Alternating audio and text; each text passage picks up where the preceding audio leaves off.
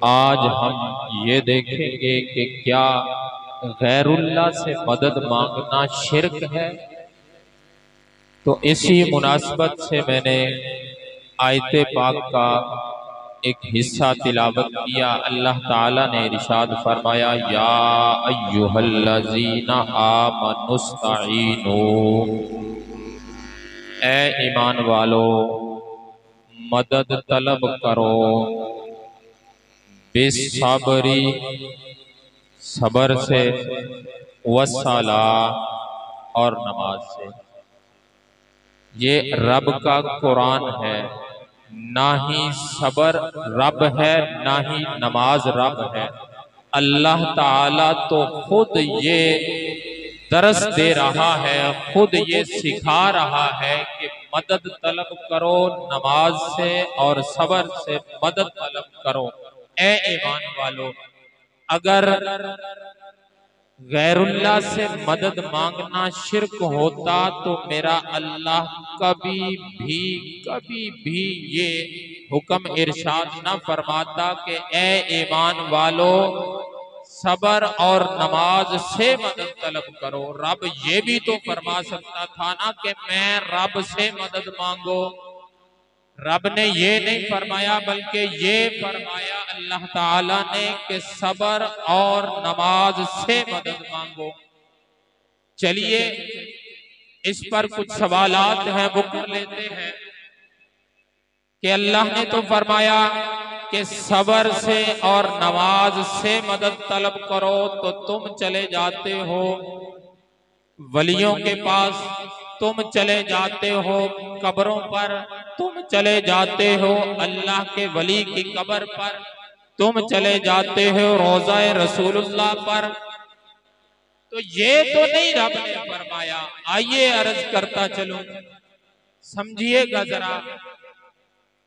फरमाया नमाज और सबर से मदद तलब करो। हम जो नमाज पढ़ते हैं क्या वो हमारी मकबूल होती है नमाज? किसी को ये गारंटी है कि मैंने जो नमाज पढ़ी है वो मेरी नमाज कबूल है? गारंटी नहीं। वो मालिक है, अपने फजल से कबूल कर ले तो कर ले, वरना हमारी नमाज आज कैसी है? आज हम नमाज में खड़े होते हैं, होते मस्जिद में हैं, वैसे मस्जिद में नहीं होते, होते कहीं और हैं, ख्यालात कहीं और होते हैं, घूम कहीं और रहे होते हैं, कहीं और फिर रहे होते हैं, लेकिन मस्जिद में नहीं होते, रब की बारगाह में नहीं होते। वैसे जिस्म हमारा इधर ही खड़ा होता है, लेकिन नमाज में खुशू खुजू नहीं होता। नमाज हम पढ़ते हैं तो नमाज के अंदर हमें ये नहीं पता कि नमाज पढ़ते हुए निगाह जो सजदे वाली जगह पे रखी जाती है ये क्यों रखी जाती है। जब रुकू में जाते हैं तो रुकू में पांव के अंगूठों पर नजर रखी जाती है, तो क्यों रखी जाती है हमें ये नहीं पता। प्यारे महबूब ने फरमाया जब सजदे में जाए तो निगाह जो है नाक पे होनी चाहिए, लेकिन हमें ये नहीं पता क्यों होनी चाहिए। हमें हमारी कभी भी तवज्जो इस तरफ नहीं हुई। जब बैठ जाइए तो फिर फरमाया मेरे महबूब ने निगाह तुम्हारी अपनी झोली में होनी चाहिए, लेकिन हमारा ध्यान तो कहीं और ही होता है। सवेरे केदे पट्टे वढ़ने ने, केदा रात को पानी तोड़ के लाना है, साडा पानी लगन वाला है, बरसन बीजन वाला है, वगैरह वगैरह, ये सारे काम करने वाले हम तो नमाज में सोचते हैं कि किस किस तरह से धोखा देना है, किस किस तरह से ये हमने काम करना है, लेकिन इस तरफ नहीं आते। आज हमारी नमाज कैसी नमाज है जो हमें अपनी नमाज का पता नहीं है कि आज हम जो नमाज पढ़ रहे हैं तो सजदे वाली जगह पे निगाह होगी तो क्यों होगी। आइए अर्ज करता चलूं, प्यारे महबूब ने फरमाया ए मेरे मुसलमान भाई जरा गौर कीजिए। मेरे महबूब ने फरमाया ए सहाबा जब सीधे खड़े हो अल्लाहु अकबर कह के खड़े हो जाओ, नमाज शुरू कर दो तो तुम्हारी निगाह सजदे वाली जगह पे होनी चाहिए। सहाबा ने अर्ज किया या रसूल अल्लाह सजदे वाली जगह पे क्यों होनी चाहिए, जमीन पर निगाह क्यों होनी चाहिए? मेरे महबूब ने फरमाया बंदे को ये ख्याल होना चाहिए कि मैं मर के इस मिट्टी में जाने वाला हूँ। जब बंदे के जहन में ये ख्याल होगा, जब बंदे के दिमाग में ये तसव्वुर होगा कि मर के इस मिट्टी में जाना है, फिर उसके ख्यालात भटकेंगे नहीं, इधर उधर उसके ख्यालात नहीं जाएंगे। जब बंदा रुकू में जाए तो महबूब ने फरमाया अपने पाँव पर, कदमों पर निगाह हो। सहाबा ने अर्ज किया या रसूल अल्लाह, निगाह कदमों पर क्यों हो? मेरे महबूब ने फरमाया क्योंकि जब रूह निकलना शुरू होती है, सबसे पहले रूह जो है पाँव के अंगूठों से निकलना शुरू होती है। अल्लाह ने इस बात को कुरान में इरशाद फरमाया, वल्तफ़तिस साक़ु बिस्साक़ इला रब्बिका यौमइज़िनिल मसाक़। रब ने फरमाया जब इसकी रूह खींचना शुरू होता है, इस्राईल अलैहिस्सलाम खींचते हैं तो इसकी पिंडलियां इस तरह जुड़ जाया करती हैं। मेरे महबूब ने फरमाया जब अंगूठों पर, अपने कदमों पर निगाह होगी तो इसको अपनी मौत याद आएगी कि मेरी रूह यहाँ से निकलना शुरू होगी और रूह निकलते हुए कितनी तकलीफ होती है। जब ये ख्याल आएगा तो ये गुनाहों से बाज आ जाएगा, ये दूसरे लोगों के जनाब पट्टे बदर तो बाज आ जाएगा, पानी तोड़ने से, चोरियां डकैतियां करने से ये बाज आ जाएगा, शराबे पीने से ये बाज आ जाएगा, चुगलियां करने से, गीबतें करने से ये बंदा रुक जाएगा। अपनी मौत की तरफ जब ये निगाह करेगा तो फिर इसका नफ्स जो है ये इसको मलामत करना शुरू कर देगा। जब नफ्स मलामत करता है तो अल्लाह ताला उस नफ्स की कसम उठाता है, ला उक़सिमु बिन नफ्सिल लव्वामा। अल्लाह ने फरमाया कि मुझे कसम है नफ्से लव्वामा की। तो फिर इस तरह मेरे महबूब ने फरमाया जब ये सजदे में जाए तो इसकी निगाह अपने नाक पे होनी चाहिए। या रसूल अल्लाह नाक पे क्यों हो? फरमाया जब कब्र में जाएगा सारी जिंदगी ये जो कहता रहा नाक नहीं रहती, नाक नहीं रहती, शादी करनी है तो जनाब खुसरे जरूर नचाने ने, ये काम करना तो ये जरूर करना, ऐसे बुरे कामों में ये अपना पैसा बर्बाद करता है कि नाक नहीं रहती। जब कब्र में जाएगा सबसे पहले इसकी नाक खत्म होगी, नाक खाक आलूद हो जाएगी, मिट्टी में मिल जाएगी।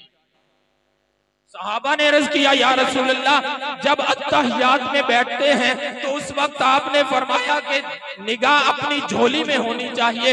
या रसूल अल्लाह निगाह झोली में क्यों होनी चाहिए? मेरे महबूब ने फरमाया इसलिए कि कल कयामत के दिन जब नामाए अमाल बंदे की झोली में डाला जाएगा तो अब बंदे का ख्याल अपने गुनाहों की तरफ होगा, अपनी नेकियों की तरफ होगा।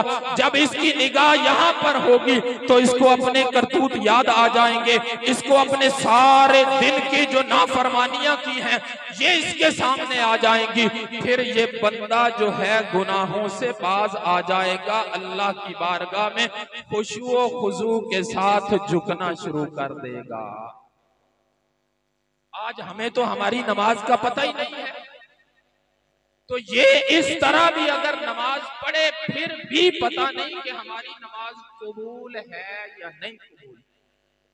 नमाज पता नहीं कबूल है या नहीं।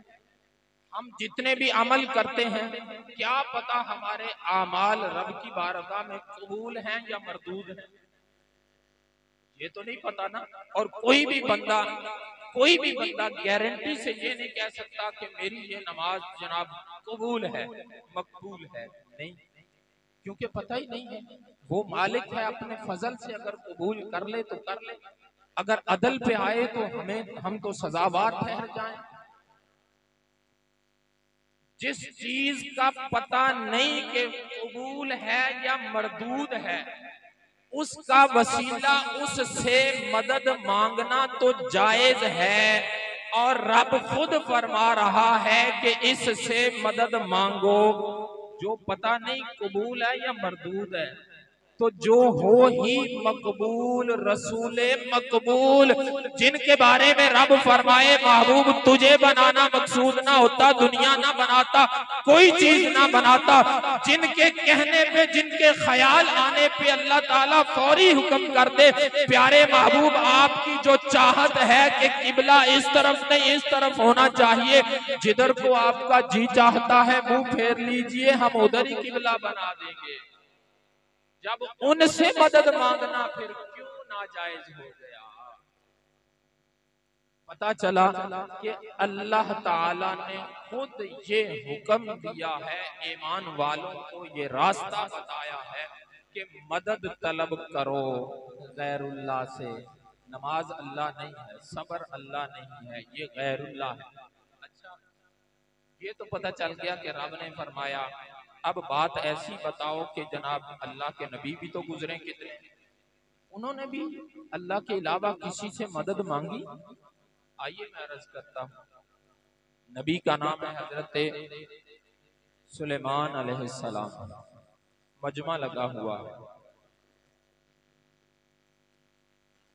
एक औरत आ रही है, आप तक खबर पहुंची, हुद ने आकर खबर दी कि जी औरत आ रही है आपकी बारगाह में। तो आपने फरमाया कि कौन है जो इसका तख्त लेकर आए, कौन है जो इसका तख्त लेकर आए? काला इफरीतुम मिनल जिन अना आती कबिही कबला। ये कहने लगा, जिन कहने लगा कि मैं आपके इस मजलिस के खत्म होने से पहले पहले मैं तख्त को ले आऊंगा। आपने फरमाया नहीं, तू बैठ जा, तू नहीं, कोई और उठे। क्या अल्लाह के नबी को ये नहीं पता था कि रब से मैं दुआ करूं सीधा अल्लाह ताला भेज देगा? अल्लाह ताला से बढ़कर तो कोई ताकतवर नहीं है ना। एक और बंदा खड़ा हुआ, कहने लगा कि जी मैं लाऊंगा, अना आती कभी कबला यरतद्दा इलैका तरफ। अल्लाह के नबी, आपके पलक झपकने से पहले, आंख पलक झपको तो कितना वक्त लगता है, मैं इस पलक झपकने से पहले मैं ले आऊंगा। अल्लाह के नबी हैं, मदद मांग रहे हैं अपने उम्मती से। ये हमें सबक दिया जा रहा है, बताया जा रहा है कि अल्लाह के प्यारों से मदद मांगना कोई शिर्क नहीं है। अगर शिर्क होता तो रब फौरी अपने नबी को मना कर देता। ना ना, ये सुलेमान अलैहिस्सलाम ये क्या काम कर रहे हो? फिर रब कुरान में ना इरशाद फरमाता कि इस तरह कालल्लज़ी इंदहु इल्मुम मिनल किताब, उसके पास किताब का थोड़ा सा इल्म था, इस वजह से मैंने उसे फजीलतें अता की थी, उसे इतनी पावर दे दी थी मैं रब ने कि उसने एक पलक झपकने से पहले पहले वो बिल्किस का तख्त लाकर सामने हाजिर कर दिया। शिर्क होता तो कभी भी अल्लाह के ये नबी, प्यारे नबी, कभी भी इस तरह गैरुल्लाह से मदद न मांगते। पता चला अल्लाह के गैर से मदद मांगना ये शिर्क कब होता है, मैं ये अर्ज कर दूं। अगर बंदा किसी गैरुल्लाह को अल्लाह समझकर मदद मांगे तो ये है शिर्क। दाता साहब से कुछ मांगे, रब समझ के मांगेगा तो शिर्क। गौसे पाक से कुछ मांगे, रब समझ के मांगेगा तो शिर्क। हत्ता के नबी करीम रऊफुर रहीम रहमतुल लिल आलमीन की बारगाह में जाकर अल्लाह के नबी से रब समझ के मांगे, अल्लाह समझ के मांगे कि नबी ये अल्लाह हैं, तो फिर भी शिर्क। अल्लाह ताला ने तो मेरे महबूब के दरबार में जाने का खुद फरमाया कि जब तुम अपनी जानों पे जुल्म कर बैठो, गुनाहों का वजन इतना हो जाए बहुत ज्यादा, तो फिर मेरे महबूब की बारगाह में चले जाओ। वलौ अन्नहुम इज़ ज़लमू अनफुसहुम जाओ, फिर मेरे महबूब की बारगाह में चले जाओ, महबूब की बारगाह में जाकर मांगो, अपना दुखड़ा सुनाओ, मांगो, मेरा महबूब तुम्हारी सिफारिश कर दे, मैं अल्लाह लवजदुल्लाह तव्वाबर रहीमा, मैं अल्लाह तौबा को कबूल करने वाला पाओगे। रब डायरेक्ट भी तो कर सकता था ना, ये कह सकता, लेकिन अल्लाह ने अपने महबूब की बारगाह के महबूब की बारगाह में जाओ। और आज हमारा हाल क्या? फिर देखिए, मदद मांगना क्या प्यारे महबूब सल्लल्लाहु ताला अलैहि वालिहि वसल्लम के सहाबा ने मदद मांगी। आइए अर्ज करता चलें। सहाबी का नाम है हजरत अबू अय्यूब रदी अल्लाह ताला। आप रिवायत करते हैं मुस्नद अहमद के अंदर ये हदीस पाक मौजूद है। सहाबी का नाम है हजरत सईद बिन मुसय्यब रदी अल्लाह ताला। आप मेरे महबूब की बारगाह में बैठे हुए हैं, महबूब के रोज़ा पाक पर अपना सर रखा हुआ है, पेशानी रखी हुई है, रो रहे हैं, कुछ मांग रहे हैं। पीछे से एक बंदा आया, आकर उसने ठुड्डा मारा, मार के कहने लगा क्या कर रहा है तू? उसने कहा चुप हो जा, लम आतिल हजर, मैं किसी पत्थर के पास नहीं आया, मैं अल्लाह के नबी के पास आया हूँ, मैं जानता हूँ मैं किसके पास आया हूँ। ये वो जात है जो मांगो अता किया जाता है। ये हदीस पाक है बिल्कुल। और हमारा हाल, हम हुजूर पाक रज़ी अल्लाह तआला अन्हु आपकी 11वीं शरीफ दिलवाते हैं। माजरत के साथ आप थोड़ी सी ना तलख बातें होंगी जो आज हमें जिन बातों की जरूरत है। 4 मौजू मेरे जिम्मे लगाए गए हैं। वक्त कम है, मैंने उसी वक्त में 4 मौजूआत को समेटना है। यहाँ तक अगर किसी बंदे को, किसी भाई को ये मसला समझ न आया हो या किसी बंदे का मदद पर कोई सवाल हो तो उठ के खड़ा होके सवाल कर सकता है, ताकि फिर मैं अगली बात शुरू करूं।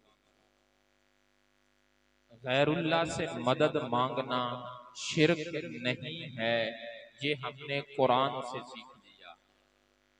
अल्लाह के नबियों ने भी गैरुल्लाह से मदद मांगी, सहाबा ने भी गैरुल्लाह से मदद मांगी, प्यारे महबूब ने खुद गैरुल्लाह से मदद मांगने का तरीका समझाया, सिखाया, बताया।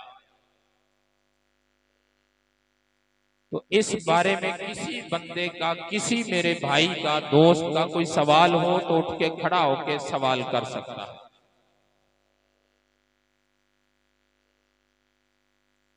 नहीं है जी किसी का कोई सवाल?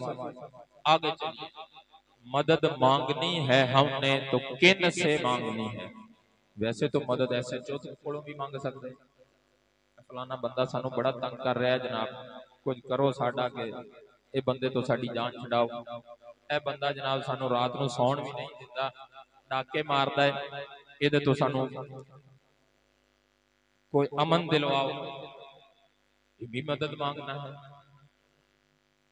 एक मदद वो है जब हम परेशानी में घिर जाते हैं, परेशानियां हर तरफ से घेर लेती हैं, तो हम अल्लाह के प्यारों को ढूंढते हैं, अल्लाह के प्यारे के पास जाते हैं, उनसे दुआ करवाते हैं, उनसे मदद तलब करते हैं कि आप रब की बारगाह में दुआ कीजिए ताकि अल्लाह ताला हम पर जो मुसीबत आन पड़ी है, जो परेशानियों ने घेर लिया है, अल्लाह ताला इन परेशानियों से हमें निजात दे दे। यही बात होती है ना, इसीलिए जाते हैं ना दरबार पे भी, इसीलिए जाते हैं ना, जाकर अपनी मारूजात पेश करते हैं कि आपका मकाम रब की बारगाह में है, आपने अल्लाह को राजी किया है और आप रब की बारगाह में सिफारिश कर दीजिए, दुआ कीजिए कि अल्लाह ताला मेरी ये परेशानी दूर कर दे। और फिर हम क्या समझ के जाते हैं? अल्लाह का वली समझ के जाते हैं। ऐसे ही है ना, अल्लाह का वली समझ के जाते हैं। कभी ऐसा हुआ कि कोई बंदा जो जमाने का सबसे बड़ा बदबख्त हो, सूदी हो, शराबी हो, जानी हो, उसकी कब्र पे जाके ये दुआ करता हो कि आप सिफारिश करें? कभी नहीं ना ऐसा हुआ।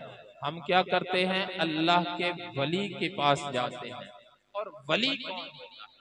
आइए मैं अर्ज करता हूँ, वली कौन होता है? हुजूर गौसे पाक रज़ी अल्लाह ताला अन्हु आप फरमाते हैं, अल्लाह का वली वो है जिसके अंदर 12 खूबियां पाई जाएं।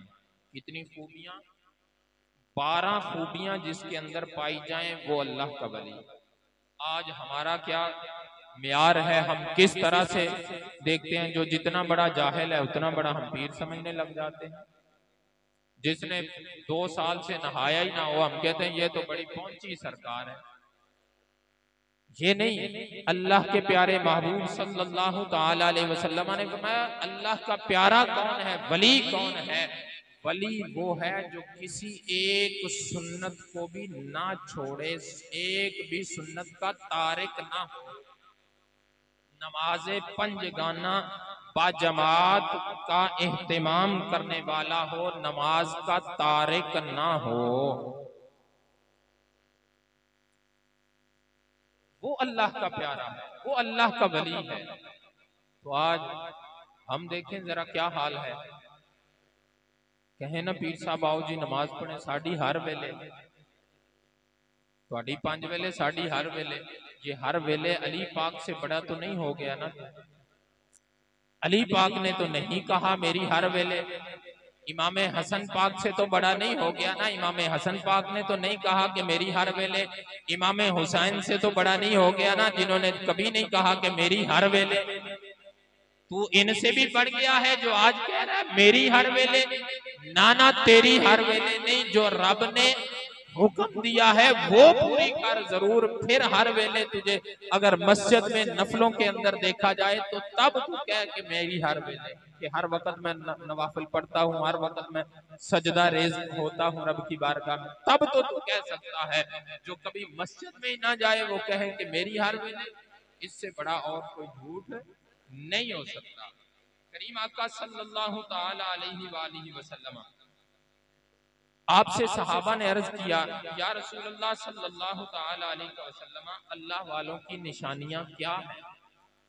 आप जो इतना फरमा रहे हैं कि अल्लाह वालों के पास जाया करो, उनके पास बैठा करो, तो उनकी निशानियां क्या है? मेरे महबूब ने फरमाया इज़ा दुऊ ज़ुकिरल्लाह, फरमाया जिनको देखकर अल्लाह याद आ जाए, जिनको देखकर अल्लाह अल्लाह करने को दिल करे, जिनको देखकर बुराई से नफरत हो जाए, जिनको देखकर गुनाहों से नफरत हो जाए और जी चाहे कि मैं इसके पास बैठा रहूं, इसकी बातें सुनता रहूं, ये प्यारे महबूब की बातें सुनाई जा रही हैं, मैं इनके पास बैठा रहूं, जिनके पास बैठने से बंदा दुनिया से मुबर्रा हो जाए, दुनिया को भूल जाए, वो अल्लाह का वली है, वो अल्लाह का प्यारा है, उनके पास जाके बैठा करो। से पाक रज़ी अल्लाह ताला अन्हु आप फरमाते हैं कि 12 खूबियां जिसके अंदर होंगी वो अल्लाह का वली होगा। कौन कौन सी? फरमाया 2 खूबियां इसके अंदर अल्लाह वाली सिफात होनी चाहिए, एक सिफ्ते सत्तार हो, एक सिफ्ते गफ्फार, इन दोनों का मालिक। सिफ्ते सत्तार क्या है? अगर किसी का ऐब इसको पता चल जाए तो उस ऐब पर खामोशी इख्तियार करे, उस ऐब पर पर्दा डाले। एक बुजुर्ग थे, उनके पास एक माई आई, आकर उन्होंने, माई ने अपना दुखड़ा बयान करना शुरू किया। माई जब दुखड़ा बयान कर रही तो करते करते क्या हुआ, हजरत हातम असम रज़ियल्लाहु ताला अन्हु बुजुर्गों का नाम है, अपना दुखड़ा बयान कर रही, करते करते उसकी हवा खारिज हो गई। हवा खारिज हुई तो आवाज पैदा हुई, बंदे की हवा खारिज होती है ना। अब बात करते करते हवा खारिज हुई, जिससे आवाज पैदा हो गई तो माई शर्मिंदा हो गई। आपने फौरी तौर पे कहा माई ऊंची बोल, मुझे समझ नहीं आती, मुझे ऊंचे सुनता है। अब आपको सुनता सही था, आहिस्ता भी सुनता था, लेकिन उस माई को शर्मिंदगी से बचाने के लिए आपने फरमाया माई मुझे ऊंचा सुनता है, ऊंचा बोल। अब माई को इस बात का यकीन हो गया कि बाबा जी को नहीं पता चला कि जो मेरी हवा खारिज हुई है ये शर्मिंदगी वाली बात थी, बाबा जी को पता नहीं चला। अब उस माई ने अपना दुखड़ा बयान किया तो आपने दुआ कर दी आप उसके बाद सारी जिंदगी ऊंचा ही सुनते रहे। किसी ने पूछा कि आपको तो सुनता ठीक है, फिर आप ऊंचा क्यों सुनते हो? कहा जब उस वक्त मैंने माई को कहा था ना कि मुझे ऊंचा सुनता है, अगर बाद में मुझे सही सुनना लग गया और माई को ये पता चल गया कि बाबा जी को तो ठीक सुनता था, तब उधर ही जब जैसे ही पता चलेगा उस माई को शर्मिंदगी होगी। अल्लाह के प्यारों की ये निशानी नहीं है कि किसी को शर्मिंदा करे। मैं ये भी गवारा नहीं करता कि इस वजह से वो शर्मिंदा हो जाए, इस वजह से आपका नाम ही सारी जिंदगी हजरत हातिम असम यानी ऊंचा सुनने वाला पड़ गया। ये सिफ्ते सत्तार का मालिक। दूसरा फरमाया सिफ्ते गफ्फार का मालिक। कोई आ जाए, आकर कोई बुरा भला कहते, कोई किस तरह बोल जाए, उस पर शफकत करे, ये अल्लाह वाले की निशानी। कैसे? मेरे प्यारे महबूब सल्लल्लाहु ताला अलैहि वसल्लम ने फरमाया, एक तबीब की तरह होता है मुबल्लिग, जो तबलीग करने वाला एक तबीब की तरह होता है। कैसे तबीब की तरह? फरमाया जिस तरह तबीब के पास मरीज आते हैं, एक मरीज आया तो उसको जब उसका इलाज शुरू किया जाता है तो उस वक्त उसको तकलीफ होती, तो कुछ मरीज होते हैं जो बोलते हैं, कहते हैं हाय अल्लाह, और कुछ मरीज ऐसे होते हैं जो उस तबीब को गालियां देना शुरू कर देते हैं, ही कसाई, बड़ा जनाब दर्द, बड़ी तकलीफ दे रहे हैं। कुछ होते हैं जो खामोशी से उस दर्द को सह लेते हैं। फरमाया जिस तरह तबीब को मरीज गालियां देना शुरू कर दे और तबीब अपना काम नहीं छोड़ता, तबीब उसका इलाज करना नहीं छोड़ता, जब उसका इलाज हो जाता है तब वही मरीज जो गालियां देने वाला होता है वही कहता है यारो बंदा बड़ा अच्छा है, तकलीफ तो होती है लेकिन बंदा बड़ा अच्छा है। फरमाया इसी तरह जब मुबल्लिग तबलीग कर रहा हो, ये बातनी बीमारियों का मुआलिज होता है, ये तबीब होता है। जैसी बीमारी हो जब ये उसका इलाज करना शुरू करे तो लोग इसको बुरा भला भी कहेंगे, लोग इसको गालियां भी देंगे, लोग इस पर इल्जाम तराशियां भी करेंगे। ये अपने मकसद से पीछे न हटे, ये अपना काम करता रहे। जब उनका इलाज हो जाएगा तो उस वक्त ये सारे के सारे कहेंगे कि यारो बंदा ठीक है, इलाज बिल्कुल ठीक कर दिया है। मैं सिफ्ते गफ्फार का मालिक हूं, ये दूसरी उसकी निशानी है। दो उसकी सिफ्तें मेरे प्यारे महबूब सल्लल्लाहु ताला अलैहि वसल्लम वाली उसके अंदर होनी चाहिए। हुजूर गौसे पाक ने फरमाया कौन कौन सी? एक रफीक हो, दूसरा शफीक हो। जिसके साथ चल पड़े फिर उसको छोड़ने वाला ना। अच्छों के साथ तो हर कोई चल पड़ता है, बुरे को अपना बना ले, उसको सुधारे फिर बात है। प्यारे महबूब की बारगाह में कैसे कैसे आते। एक आया मेरे महबूब की बारगाह में, कहने लगा कि जी मैं कलिमा पढ़ना चाहता हूं लेकिन एक शर्त है। मेरे महबूब ने फरमाया क्या शर्त है? कहा, कहने लगा कि जी मुझे जिना की आदत है, मैं जिना नहीं छोड़ सकता। मेरे महबूब ने फरमाया कलिमा पढ़। मिशकात शरीफ की हदीस से फरमाया कलिमा पढ़, ये नहीं फरमाया भाग जा, फरमाया कलिमा पढ़। कलिमा पढ़ाने के बाद इस तरह बगल गिर कर लिया मेरे महबूब ने, बगल में लेकर महबूब ने फरमाया अच्छा तुझे जिना की आदत है? जी या रसूलल्लाह। फरमाया क्या तू ये गवारा करता है कि कोई तेरी माँ के साथ जिना करे? कहता नहीं या रसूलल्लाह। कहा कभी तू ये गवारा करता है या करेगा कि तेरी बेटी के साथ कोई जिना करे, तेरी बहन के साथ कोई जिना करे, तेरी बीवी के साथ कोई जिना करे? अर्ज की या रसूलल्लाह नहीं, बिल्कुल नहीं, मैं कभी गवारा नहीं करूंगा। फरमाया मेरे महबूब ने जिसके साथ तू जिना करेगा वो तेरे मुसलमान भाई की या किसी की बेटी होगी, किसी की माँ होगी, किसी की बीवी होगी, किसी की बहन होगी। ये चार ही रिश्ते हैं अल्लाह ने बयान किए, जो चार ही रिश्ते हैं। इन चारों रिश्तों में जब तू अपने इन रिश्तों के साथ गवारा नहीं करता तो अपने मुसलमान भाई के साथ कैसे गवारा करेगा? फौरी कदमों में गिरकर अर्ज करने लगा या रसूलल्लाह मैं तौबा करता हूँ, वादा करता हूँ आज के बाद मैं इस काम के नजदीक भी नहीं जाऊंगा। यह है रफीक हो, शफीक हो, शफकत करने वाला। मेरे महबूब की बारगाह में, बुखारी शरीफ की हदीस पाक है, एक बंदा आया महबूब की बारगाह में, आकर बड़े ही सख्त लहजे में उसने बात करना शुरू की। जैसे सख्त लहजे में बोलना शुरू किया, हजरत अबू बकर सिद्दीक उमर फारूक आपको तैश आया, गर्मी आई कि ये बंदा बोल किस तरह रहा। उठने लगे जब मेरे महबूब ने फरमाया बैठ जाओ, अभी इसको पता नहीं, अभी इसको पता नहीं है। ये आलिम दीन के अंदर, ये अल्लाह के वली के अंदर ये क्वालिटीज होनी चाहिए। अब मेरे महबूब ने जब उसकी बात सुनी तो आगे बड़े प्यार से जवाब दिया। जैसे ही जवाब दिया मेरे महबूब ने, तो वो बंदा महबूब के कदमों में गिर गया, अर्ज करता या रसूलल्लाह मुझसे खता हो गई, मुझे माफ कर। दो खूबियां उसके अंदर मेरे महबूब ने, हज़रत गौसे पाक रज़ी अल्लाह तआला अन्हु ने फरमाया हजरत अबू बकर सिद्दीक वाली होनी चाहिए। एक सादिक हो और दूसरा मुसद्दिक हो, सच बोलने वाला हो, सच की तस्दीक करने वाला हो। मेरे करीम आका सल्लल्लाहु तआला अलैहि वसल्लम की बारगाह में सवाल हुआ, मोता इमाम मालिक की हदीस पाक का नंबर है 1630। प्यारे महबूब की बारगाह में सवाल हुआ, अर्ज किया गया या रसूलुल्लाह सल्लल्लाहु तआला अलैहि वसल्लम अयकुनुल मुमिनु जुबानन, या रसूलुल्लाह सल्लल्लाहु तआला अलैहि वसल्लम क्या मोमिन बुज़दिल हो सकता है? मेरे महबूब ने फरमाया मोमिन बुज़दिल होता नहीं है, बहादुर होता है। हाँ, ऐसा हो भी सकता है कि कभी मोमिन बुज़दिल हो जाए, ऐसा कभी हो भी सकता है।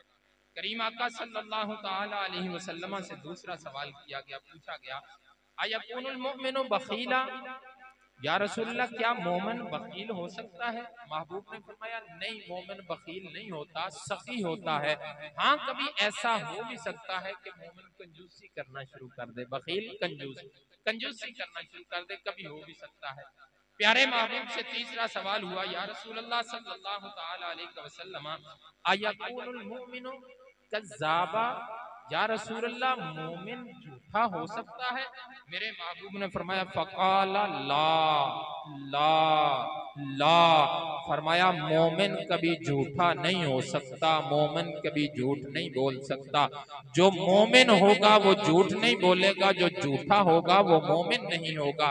क्यों? क्योंकि जब झूठ बोलता है तो उस वक्त अल्लाह की लानतें इस पर बरसती हैं, फरिश्तों की लानतें इस पर बरसती हैं, गोया के तमाम मखलूकात की तरफ से इस पर लानतें बरसना शुरू हो जाती हैं।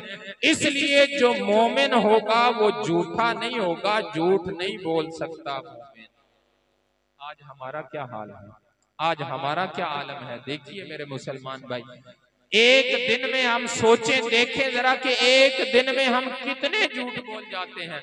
सौदा बेचना तब झूठ, कोई चीज खरीदनी तब झूठ, कोई चीज बेचनी तब झूठ। दुकानदार तो एक दिन में कितनी झूठी कस्में खा रहा है, जिम्मेदार है तो जनाब पट्ठे बेचने वास्ते कितनी झूठी कस्में खा रहा है, दूध बेचने के लिए कितनी झूठी कस्में खाई जा रही हैं। पानी मिलाकर भी कहता है कसम रब दी कोई शय नहीं मिलाई, ये झूठी कस्में खाए जा रहा है, झूठ बोल रहा है।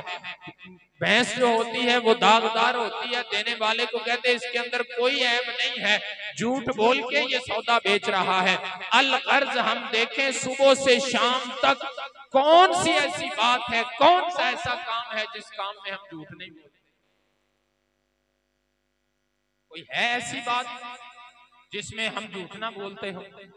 कोई भी फोन है तो फोन पे खड़ा इधर है, कहेगा मैं तो फलां जगह पे हूं, ये सबसे बड़ी झूठी बात। और मोमिन कैसा होना चाहिए?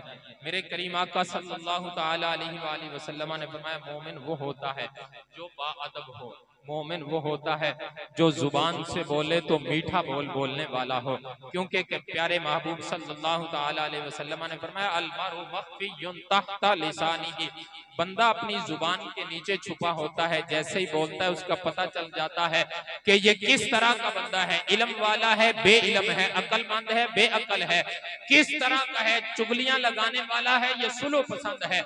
जैसे ही बोलता है उसके बोलने से पता चल जाता है। ये मेरे महबूब का फरमान है। तो आज हम देखें सुबह से शाम तक हमारी गुफ्तगू कैसी है? क्या आज हम अपनी जुबान से जहर नहीं फेंक रहे? क्या आज हमारी बातों से जनाब खंजर नहीं चल रहे? आज हम बातों से दूसरे अपने ही मुसलमान भाइयों के, जनाब अपने ही रिश्तेदारों के दिल जख्मी नहीं कर रहे? सी ऐसी बात है जो आज हम नहीं कर रहे, जिससे महबूब ने रोका हो और हम रुक गए हो? हम नहीं रुके, हम वही काम कर रहे हैं जिनसे महबूब ने रोका। एक शेखुल हदीस साहब थे, एक बादशाह के शहजादे को पढ़ाते थे।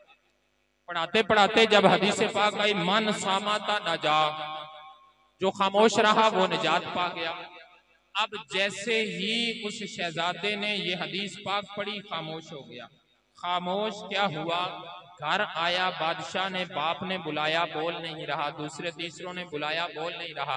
बादशाह ने फौरन तबीबों को इकट्ठा कर लिया, तबीब इकट्ठे हुए, सब ने अपना अपना मुआयना किया, सब ने जवाब दे दिया। एक बुजुर्ग हकीम था, उसने मुआयना करके कहा, लगता है पढ़ाई कर करके इसका दिमाग खुश्क हो गया है, इसको खुश्की हो गई है, इसको सैर पे ले जाया करो, शायद ये बोलना शुरू कर दे। अब एक शिकारी की ड्यूटी लग गई कि रोजाना इसको शिकार पे लेके जाना, रोजाना ये शिकार पे लेकर जाता।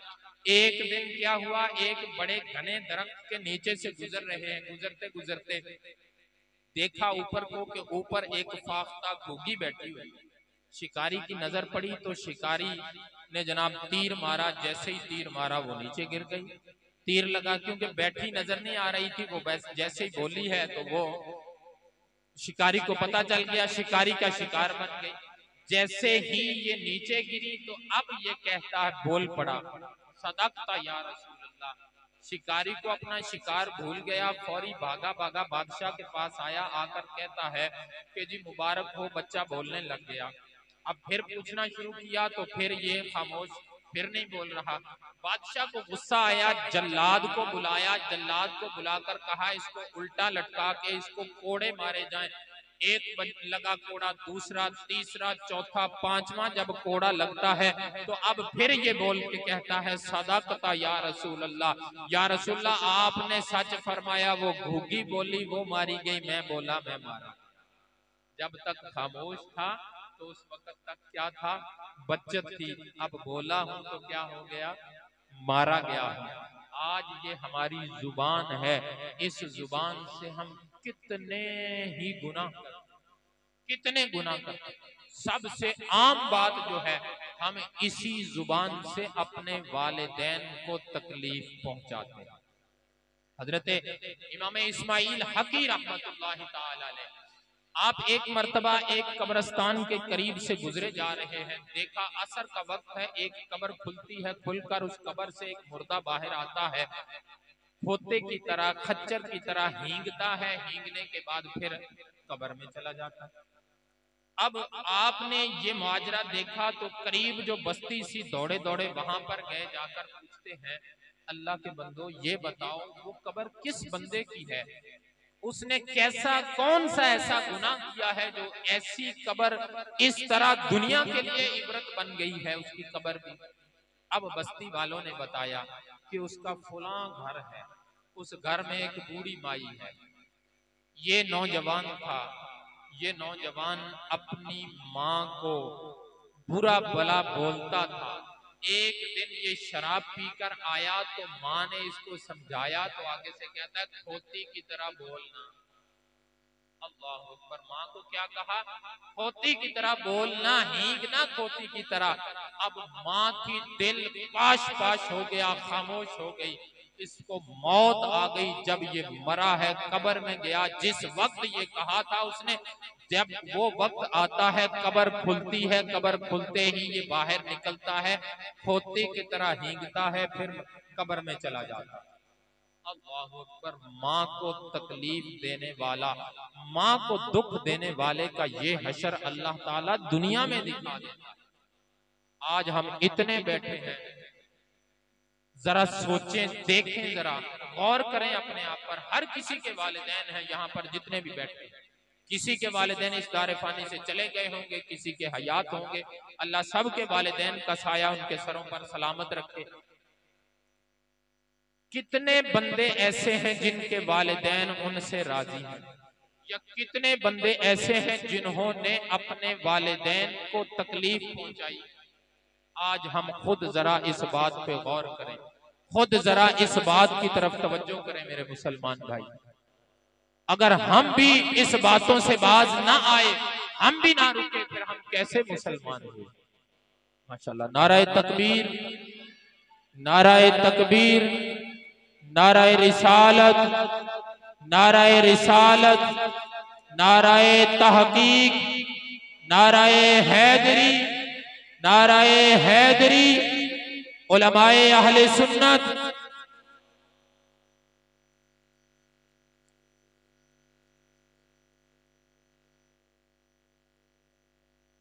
तो देखिए मेरे मुसलमान भाई कि आज हमारा क्या हाल है, आज हम कहां पर पहुंचे हुए हैं।